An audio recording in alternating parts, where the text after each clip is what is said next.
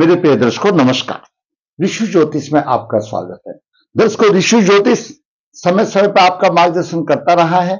सबसे पहले तो मैं आपको धन्यवाद दूं, आप मेरी वीडियो बड़ी उत्सुकता से देख रहे हैं। आशा करता हूं आगे भी देखते रहेंगे। जैसा कि आपको पता है, मैं वास्तविक कुंडलियों का विश्लेषण करता हूं ताकि जो आपको परेशानियां आ रही हैं दैनिक जीवन में, वो आप मेरे से कमेंट्स में लिख करके बता करके उसका मैं विश्लेषण करके आपका भी मार्गदर्शन करता हूं और बाकी मेरे दर्शकों का भी होता है। दोस्तों, सभी की कुंडली में होते हैं। आज एक हम खास विषय पर विचार करने जा रहे हैं जो हर एक के लिए बहुत ही फायदेमंद है। उसके विषय में मेरे पास बहुत कुछ फोन आ चुके, तो मैंने सोचा एक छोटा सा वीडियो बना करके आप सबका मार्गदर्शन कर दूं, क्योंकि वो बहुत ही महत्वपूर्ण विषय है। दर्शकों, आज बात करेंगे हम कुंडली के अष्टम भाव की। जैसा कि मैं हमेशा बताता हूं, ये कुंडली का खाका है। ये लगन लगने जीवन का जिसका जातक का प्रतिनिधि करता है। द्वितीय भाव धन और कुटुंब वाणी का है। तृतीय भाव पराक्रम का। चतुर्थ भाव घरेलू सुख माता का। पंचम भाव शिक्षा संतान आदि विवेक बुद्धि का। छठा भाव रोग शत्रु ऋण का। सप्तम भाव जीवन साथी का और दैनिक रोजगार का। और अष्टम भाव आयु का और कष्ट का। उसके साथ साथ अष्टम भाव के और भी हैं। अष्टम भाव गूढ़ ज्ञान है। अष्टम भाव गूढ़ ज्ञान है और अष्टम भाव समुद्र भी है। नवम भाव समुद्र से पार विदेश माना जाता है। तो अष्टम भाव जातक की आयु, जातक को प्राप्त होने वाले कष्ट और गूढ़ ज्ञान और छिपा हुआ खजाना भी है। उसके साथ साथ जब अंगों की बात आती है तो हमारे जो ज्योतिष के कर्णधार जो ऋषि मुनि जितने भी 18 हुए, उन्होंने सभी 12 भाव को शरीर की रचना के अनुसार अंगों में निर्धारित किया है।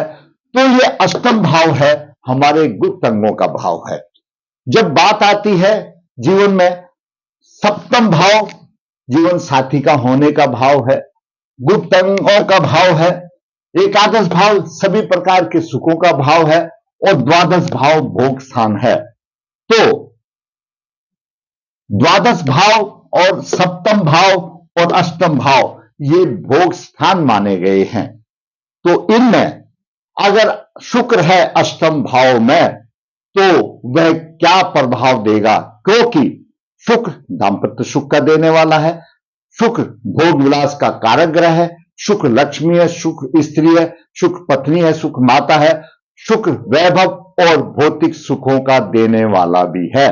और ऐसा भी देखा गया है कि लगभग साल में 6 महीने अस्त रहता है। क्यों? शुक्र की स्थिति सूर्य के नजदीक है। सूर्य से सबसे नजदीक बुध ग्रह है, तो थोड़ा सा दूर शुक्र है। वो भाग्यशाली होते हैं जिनका शुक्र बलवान होता है और अच्छी जगह पर होता है। तो आज हम बात करते हैं शुक्र और अष्टम भाव क्या कहते हैं किसी के भी। ये मैंने उदाहरण के रूप में कुंडली ली है, क्योंकि इसमें थोड़ा शुक्र पीड़ित है। तो शुक्र अष्टम भाव में किसी का भी यहां पर अष्टम भाव हो तो क्या देता है? अगर आपका मेष लगन है, यहां पर एक राशि है, इसको मेष लगन कहेंगे। अगर मेष लगन में शुक्र अष्टम भाव में वृश्चिक राशि में होता है और शुक्र द्वितीय भाव और सप्तम भाव का स्वामी होता है और अष्टम में वृश्चिक राशि में होता है, स्त्री पक्ष से हमेशा हानि होगी या जीवन साथी के पक्ष से हानि होगी, चाहे पुरुष हो या कन्या हो, ऐसा कह सकते हैं। और जीवन साथी प्राय संपन्न परिवार से होगा, अहंकारी भी होगा और दाम्पत्य जीवन में सफलता की कमी होगी यहां शुक्र होगा तो। क्योंकि सप्तम भाव का स्वामी अष्टम में चला गया, अष्टम भाव दीर्घ रोगी का है, तो दाम्पत्य सुख में कमी की बात होगी। वहीं पर अगर किसी भी कुंडली में अष्टम भाव में आपका शुक्र है। लगन कोई भी हो, मेष हो, यहां पर एक राशि हो, 2 हो, 3 हो, 4 हो, 5, 6, 7, 8, 9, 10, 11, 12 लगन होते हैं। 12 लग्नों में से कोई भी जिसका अष्टम भाव में अगर शुक्र होगा तो पीड़ित होगा, तो नरक तुल वाली बात आती है, अशुभ प्रभाव वाली बात आती है, वो हम बाद में बताएंगे। पहले हम साधारण तौर पर अष्टम भाव में शुक्र अगर मेष लगन में है तो मैंने मेष लगन का बताया। अब बात करते हैं, यहां पर आपकी 2 राशि है, वृषभ लगन है, तो शुक्र अष्टम भाव में धनु राशि में आएगा और लग्नेश होगा और छठे भाव का स्वामी होगा। गंभीर रोग होंगे, गुप्त रोग पीछा नहीं छोड़ते, शत्रुओं से हार माननी पड़ेगी, दुर्बल होगा परंतु सुंदर होगा, यह प्रभाव मिलेगा आपका अगर वृषभ राशि है। यहां पर 2 राशि है और अष्टम भाव में शुक्र है। अब बात करते हैं यहां पर अगर 3 राशि है, यानी मिथुन लगन में, मिथुन लगन में शुक्र पंचमेश और द्वादश बनता है, पंचम भाव का स्वामी बनता है और द्वादश भाव का स्वामी बनता है मिथुन लगन में। वह अधिक होगा, चाह करके भी धन का संग्रह नहीं कर सकता, प्रत्यक्ष रूप से तो वह संपन्न होगा, शिक्षा अधूरी हो सकती है और कुटुंब से अनबन होगी। अब बात करते हैं करक, यहां पर 4 राशि हो, यो करक लगन की राशि हो, करक लगन में 4 राशि में होगा तो चतुर्थ और एकादश भाव का स्वामी होगा, चतुर्थ और एकादश भाव का स्वामी और अष्टम में होगा, कुंभ राशि में होगा। उसकी माता झगड़ालू होगी, घर में अशांति का माहौल होगा, परंतु फिर भी वह माता का भक्त होगा, माता के विचार उसके मिलेंगे नहीं, दाम्पत्य सुख में कमी होगी और आय के साधन कमजोर होंगे और अर्थ अभाव हमेशा होता रहेगा। अब बात करते हैं यहां पर सिंह राशि हो, 5 राशि अगर यहां पर हो और आपका अष्टम भाव में शुक्र हो तो वह तीर्थ और दशम भाव का स्वामी बनता है और मीन राशि में बनता है। यहां पर करक होगा, यहां पर 4 राशि होगी तो यहां पर मीन राशि में बनेगा नहीं, सिंह राशि होगी तो मीन राशि में बनेगा, तो तीर्थ भाव और दशम भाव का स्वामी बनेगा। कुछ इस प्रकार समझ लो, ऐसा प्रभाव देगा कि जब हमारे पास दांत थे तो चने नहीं थे और चने आ गए तो दांत नहीं है। कहने का मतलब उस जातक को शुक्र के वैसे प्रभाव उस टाइम पर मिलेंगे अब वो भोगने में असमर्थ होगा और उनको भोग नहीं पाएगा अगर यहां पर मीन राशि का शुक्र होगा। मीन राशि का शुक्र कब होगा? यहां पर कन्या लगन में होगा, सिंह लगन में होगा, यहां पर सिंह राशि होगी क्योंकि तीर्थ और दशम भाव का स्वामी बनेगा। अब बात करते हैं कन्या लगन की, यहां पर अगर आपकी 6 राशि है, 6 राशि कन्या लगन की राशि बनेगी। कन्या लगन में शुक्र द्वितीय भाव का स्वामी होगा और नवम भाव का स्वामी होगा। कन्या लगन में द्वितीय भाव का स्वामी होगा, नवम भाव का स्वामी होगा और अष्टम भाव में मेष राशि में होगा। धन का अभाव होगा, स्त्री सुख में कमी होगी, गृह सुख का अभाव होगा, भाग साथ नहीं देगा और कभी कभी धन प्राप्ति में अनुचित साधन का भी प्रयोग करेगा और वह अनुचित साधन करते टाइम पर धर्म को भी भूल जाएगा, विपरीत जाकर के बात करेगा। अब बात करते हैं यहां पर तुला राशि हो, यानी तुला लगन में लग्नेश और अष्टमेश बनता है और अष्टमेश अपनी राशि में होगा। यहां पर तुला लगन में लग्नेश और अष्टमेश बनता है, यहां पर होगा अपनी राशि में। आत्मबली तो होगा, अच्छा होगा, परंतु संकट अधिक होंगे, धन पाने के लिए लालसा होगी और अनुचित काम भी कर देता है, कुटुंब का सुख और सहयोग उसको नहीं मिलता। ये तुला लगन की बात आ गई। अब बढ़ते हैं यहां पर 8 राशियों वृश्चिक लगन में अगर शुक्र यहां पर अष्टम भाव में होगा तो सप्तम और द्वादश भाव का स्वामी होता है। पत्नी प्राय रोगग्रस्त रहेगी और पूरा धन रोगों में खर्च हो जाएगा और कुटुंब का सुख सहयोग उसको कुछ नहीं मिलेगा। अब बात करते हैं यहां पर धनु लगन की, यहां पर 9 राशि होने दो, धनु राशि होने दो, तो शुक्र छठे और एकादश भाव का स्वामी बनता है और करक राशि में होता है। धनहीन योग बनता है, जितना कमाएगा सब खर्च हो जाएगा, रोग और शत्रुओं से परेशानी होगी। अब बात करते हैं यहां पर अगर मकर राशि हो, मकर राशि में शिक्षा संतान के पक्ष में कमी होगी क्योंकि पंचमेश और दशमेश होगा। व्यवसाय में परेशानी आ जाएगी, पिता का सुख उसको मिलेगा नहीं। अब बात करते हैं यहां पर कुंभ राशि होगी, तो अगर कुंभ राशि होगी तो माता के पक्ष में कष्ट होंगे, सुख साधनों में कमी होगी और अपनी नीच राशि में होता है धन का होगा और चतुर्थ और नवम भाव से परेशानी आएगी और जातक को परेशानी का भुगतना पड़ेगा।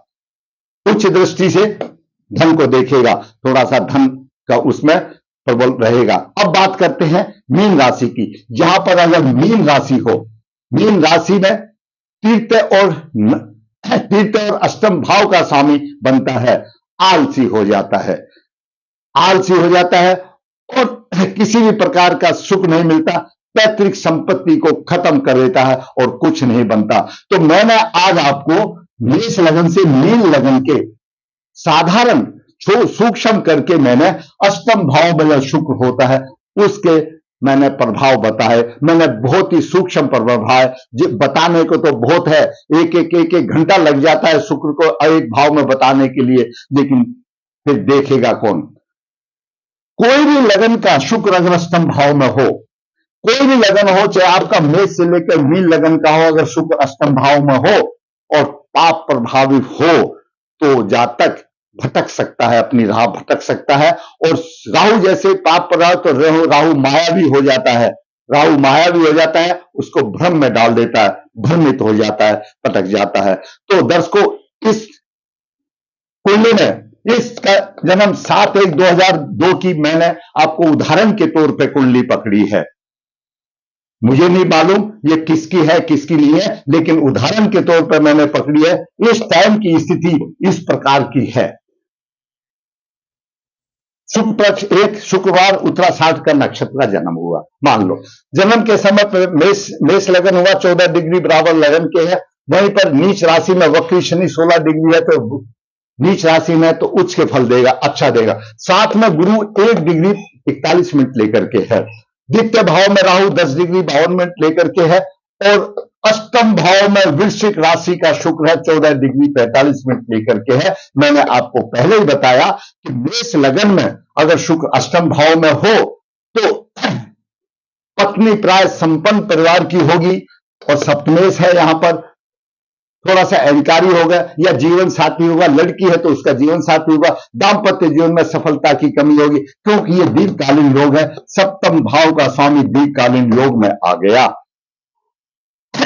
आगे बात करते हैं, नवम भाव में बुध 17 डिग्री लेकर के अस्त है, सूर्य 22 डिग्री लेकर के है और चंद्रमा 28 डिग्री करके अस्त है। जब चंद्रमा अस्त हो गया तो अमावस्या योग हो गया, पितरों का भारी प्रभाव आ गया। यहां पर कुंडली में बड़ा पितृदोष हो गया, चंद्रमा अस्त हो गया और चंद्रमा चतुर्थ भाव का स्वामी है, अस्त हो गया।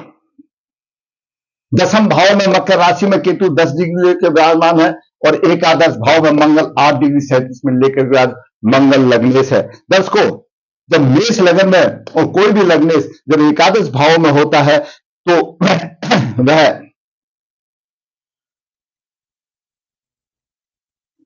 तेजस्वी होता है, तो उसको सभी प्रकार के साधन होते हैं, धन के और वाहन के सभी के साधन होते हैं। यहां पर मंगल है, चतुर्दृष्टि से द्वितीय भाव को देख रहा है, धन की समस्या आएगी। सप्तम दृष्टि से शिक्षा के भाव को देख रहा, संतान के भाव को देख रहा। अष्टमेश होने के नाते शिक्षा में भी संतान में त्रुटिपूर्ण प्रभाव देगा, प्रभाव तो देगा, त्रुटिपूर्ण प्रभाव देगा। और अष्टम दृष्टि से यहां पर छठे भाव को देख रहा है तो शत्रु पक्ष पर अपना प्रभाव जमा कर रखेगा। अब बात करते हैं सूर्य की। सूर्य दर्शकों पंचम भाव का स्वामी है और नवम भाव में है। बुद्धि श्रेष्ठ होगी, ऐसे बालक की श्रेष्ठ बुद्धि होगी, धर्मात्मा होगा, भाग्यशाली होगा, ऐसा बालक तीर्थ करने वाला होगा, दान देने वाला होगा, पराक्रमी होगा, श्रेष्ठ होगा और पिता के सुख में थोड़ी सी कमी आ सकती है। अब बात करते हैं चंद्रमा की। चंद्रमा दर्शकों अस्त है, प्रभावहीन हो गया, चतुर्थ भाव के प्रभावों की उसको उसका मानसिक बल भी कमजोर हो गया। चंद्रमा अस्त है और अमावस्या योग हो गया। अब बात करते हैं बुध की। दर्शकों बुध छठे भाव का स्वामी है और तीसरे भाव का स्वामी अकारक है, बुध अस्त हो गया। थोड़ी सी बुद्धि में फर्क पड़ेगा, लेकिन ठीक है, अकारक है, नहीं तो रोग दे देता, बुष्ट हो गया तो वो भी कोई बात नहीं, जितना कमजोर होगा उतना अच्छा ही है। अब बात करते हैं गुरु की। गुरु दर्शकों, द्वादश भाव का स्वामी है और नवम भाव का स्वामी लगन में बैठा है, 1 डिग्री 41 मिनट लेकर के बैठा हुआ है। यश और भाग्यशाली होगा, यश की प्राप्ति होगी, भाग्यशाली होगा, भारी स्थानों से प्रतिष्ठा मिलेगी, बुद्धिमान होगा और विद्वान होगा। चंद्रमा से पंचम है, धन का योग बनता है, धनी भी होगा। और स्त्री पक्षा में थोड़ी सी त्रुटि मिलेगी, वो कोई दिक्कत नहीं है, आगे दूसरे ग्रह दे रहे हैं। और नवम दृष्टि से अपने भाग को दे रहा, भाग की वृद्धि होगी। परंतु यहां पर परंतु लग गया। परंतु क्यों लग गया? कि गुरु 1 डिग्री 41 मिनट पर है। ये जो मैंने बताया, बलवान गुरु का प्रभाव होगा, बुद्धिमान भी होगा, शिक्षा भी अच्छी होगी, भाग का उदय भी होगा। गुरु तो कमजोर है और इस कुंडली में लगन में गुरु का बहुत महत्व है। सभी कुंडली में मैं आपको बात बताऊंगा, निचोड़ में बताऊंगा। अब बात करते हैं शुक्र की। शुक्र जैसा मैंने पहले बताया, द्वितीय और सप्तम भाव का स्वामी अष्टम भाव में है, तो सुखों की हानि होगी, दाम्पत्य सुख की हानि होगी। अब बात करते हैं शनि की। शनि दर्शकों, दसम भाव का स्वामी है, एकादश भाव का स्वामी, लगन में नीच राशि में, लेकिन उच्च का हो गया, सुख प्रभावी होगा, बहुत मीठा बोलने वाला होगा, आमदनी अच्छी होगी, पराक्रम, भाई बहन का सुख अच्छा मिलेगा। सप्तम दृष्टि जो दृष्टि से देख रहा है, स्त्री और व्यवसाय के पक्ष में बहुत ही अच्छा रहेगा, बहुत ही अच्छा देगा। स्त्री और व्यवसाय पक्ष में जो गुरु दे रहा था उसने शनि उच्च दृष्टि देख रहा है, स्त्री और व्यवसाय पक्ष में अच्छा होगा, जीवन साथी के पक्ष में अच्छा होगा, कोई दिक्कत नहीं आएगी। दसम दृष्टि से अपने भाव को देख रहा है, व्यवसाय में ऊंचा उठाने की कोशिश करेगा। 40 वर्ष के बाद ऐसे जातक का भाग अच्छी तरह से चमकेगा, व्यवसाय भी अच्छी तरह से चमक जाएगा। अब बात करते हैं दर्शकों राहु की। राहु चतुर्थ भाव में है, माथा और मथ भूमि के सुखों में दुखी आएगी, परेशानी आएगी, घरेलू अशांति होगी, जीवन में कष्ट होंगे, व्यवसाय में कमी होगी। राहु की पंचम दृष्टि शुक्र पर है, यहां पर समीकरण पूरा खराब हो गया। जो मैंने बताया था कि राहु यानी शुक्र भोग विलास का कारक है और अष्टम स्थान भी भोग से माना जाता है, गुप्त अंग। यहां पर राहु की दृष्टि जो शुक्र पर है, वह जातक को भ्रम में डाल सकती है। जातक हो या कन्या हो या पुरुष हो, वह पथ भ्रष्ट हो सकता है। वो दशाओं के ऊपर होता है और देश काल परिस्थिति के ऊपर होता है। तो सप्तम दृष्टि से व्यवसाय में उतार चढ़ाव हो गए और नवम दृष्टि से खर्चा अधिक होगा। अब बात करते हैं केतु की। केतु व्यवसाय में उतार चढ़ाव देगा, कठिनाई देगा और द्वितीय भाव की हानि होगी। सप्तम भाव में सप्तम दृष्टि चतुर्थ भाव को देख रहा है, सुखों की हानि होगी और नवम दृष्टि से यहां पर देख रहा है, शत्रुओं का शमन करेगा। दर्शकों मेन चीज मैंने ये छोटा छोटा सभी का बता, मेन चीज बात करते हैं शुक्र और अष्टम भाव की। शुक्र यहां अष्टम भाव में है, किसी का भी यहां शुक्र अष्टम भाव में हो तो जो साधारण प्रभाव है वो तो मिलेगा ही मिलेगा। जैसा मैंने बताया, लगन से, प्रत्येक लगन से जो बताया वो प्रभाव तो मिलेगा ही मिलेगा। बात आ जाती है शुक्र पीड़ित होगा तो वह शुक्र पथ भ्रष्ट कर सकता है, देश काल परिस्थिति के ऊपर निर्भर करता है। परंतु इसमें अगर गुरु यहां लगन में बैठा है, गुरु यहां पर कमजोर है, अगर आपकी कुंडली में लगन के ऊपर गुरु की दृष्टि है और गुरु शुभ है, कारक है, इसमें कारक है, वैसे भी गुरु की अगर लगन के ऊपर दृष्टि है तो गुरु जो है पथ भ्रष्ट होने से बचाव करता है और वह उसको नहीं होने देता। ये गुरु है और उसका व्यवहार भी अच्छा होता है। अब इसमें राहु और शुक्र की शांति करा लेनी चाहिए। गुरु को बलवान करने के लिए गुरु का रत्न धारण कर देना चाहिए। मैं कहता हूं वल्ले ही वल्ले है, मजे ही मजे होंगे, कोई दिक्कत ही नहीं है, क्योंकि गुरु लगन में बैठा है। गुरु किसी भी जातक को, कोई भी जातक को जब लगन को देखता है गुरु और उसके लिए लगन के शुभ है, इसलिए भाग्य का स्वामी है, तो वह गलत रास्ते पर जाने से रोक देता है, वो गलत रास्ते पर जाने नहीं देता। गुरु को बलवान करना पड़ेगा। गुरु को बलवान करेंगे, भाग्य प्रबल होगा, शिक्षा भी प्रबल होगी, संतान में भी प्रबल होगी और चंद्रमा से भी गुरु पंचम है, धन का योग बनता है। गुरु के साथ साथ चंद्रमा का भी रत्न धारण कर सकता है। क्यों? चंद्रमा भी इसके लिए चतुर्थ भाव का असर। तो ऐसा जातक गुरु का चंद्रमा का लगन में रत्न धारण करे और फिर भूल जाए, सब कुछ अच्छा ही अच्छा होगा, कोई दिक्कत नहीं है। अमावस्या योग है, पितरों की तो शांति करानी पड़ेगी। दूसरी बात, एक अमावस्या जब योग होता है तो हमारा शास्त्र ये कहता है, अमावस्या योग पितरों का प्रभाव होता है, उसको कुंभ विवाह करके किसी योग के साथ, पुरुष के साथ शादी करनी चाहिए। अगर कन्या है तो कुंभ विवाह करे, और पुरुष है कन्या है पुरुष है तो कुंभ विवाह करे, सॉरी, अगर कन्या है तो कुंभ विवाह करे और पुरुष है तो अर्क विवाह करे, फिर योग वर या कन्या के साथ विवाह करे, उसका जीवन सफल होगा। तो दर्शकों, आज मैंने शुक्र और अष्टम भाव में सभी लग्नों के अष्टम भाव का बताया। बहुत ही महत्वपूर्ण सब्जेक्ट है। आज किसको शुक्र नहीं चाहिए? शुक्र पत्नी है, शुक्र देवी है, शुक्र भोग विलास का कारक है, शुक्र दाम्पत्य सुख देने वाला है, शुक्र हमारी माता है, शुक्र लक्ष्मी है, शुक्र बेटी है, तो सबको चाहिए। तो उस शुक्र के निमित्त कार्य करने होंगे।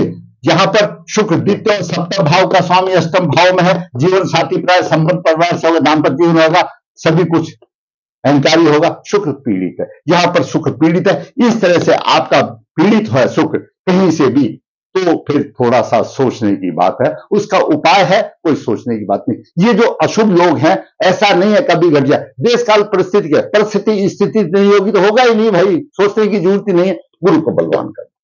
दर्शकों, मैंने आज कोई भी हो 7/1/2002 के किसी भी कुंडली हो, तो भारतवर्ष में 1 मिनट में 65,000 बच्चे पैदा होते हैं। कोई भी हो सकता है, लड़का हो सकती है, कन्या होती है। आप डायल करके देखिए, आपको ये स्थिति मिलेगी।